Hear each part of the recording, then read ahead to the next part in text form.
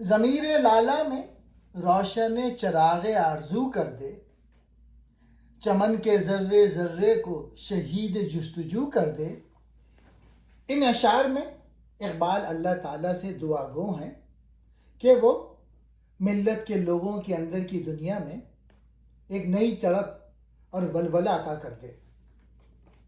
ضمیر لالا، لالا کا پھول جو اپنی رنگت اور سیاہ داغ کی وجہ سے پہچانا جاتا ہے، یہاں پہ انسانی دل یا ضمیر یا روح کی علامت ہے۔ چراغ آرزو، مقصد کی لگن یا جینے کی تمنا۔ اقبال دعا کرتے ہیں کہ جس طرح لالے کے پھول کے اندر ایک سیاہ داغ ہوتا ہے، اسے ایک روشن چراغ میں بدل دے، یعنی انسان کے دل میں اعلیٰ مقصد کی تڑپ پیدا کر دے، تاکہ وہ محض زندہ نہ رہیں بلکہ کسی بلند مقصد کے لیے جئیں۔ چمن یہاں مراد ملت اسلامیہ یا پوری کائنات ہے۔ شہید جستجو، وہ جو کسی کی تلاش اور محنت میں اپنی زندگی فنا کر دے۔ دعا یہ ہے کہ اس قوم کے ہر فرد میں حرکت، محنت اور مسلسل جدوجہد کا جذبہ پیدا ہو جائے، کوئی بھی سست نہ بیٹھے بلکہ ہر شخص اپنی منزل کی تلاش میں سرگرم عمل ہو جائے۔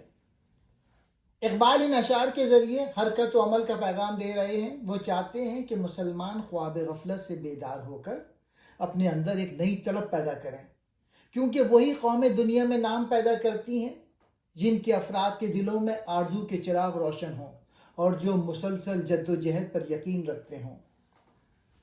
اگر آپ کے اندر کوئی بڑی خواہش یا پرپز نہیں تو زندگی بے رنگ ہو جاتی ہے۔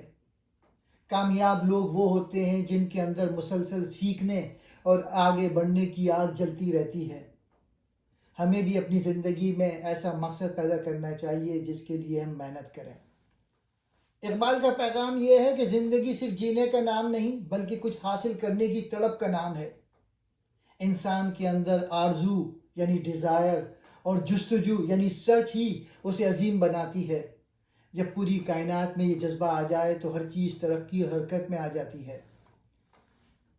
یہ شعر مسلمانوں میں سستی، بے حسی اور مقصد کی کمی کے خلاف ایک زبردست دعا اور تحریک ہے۔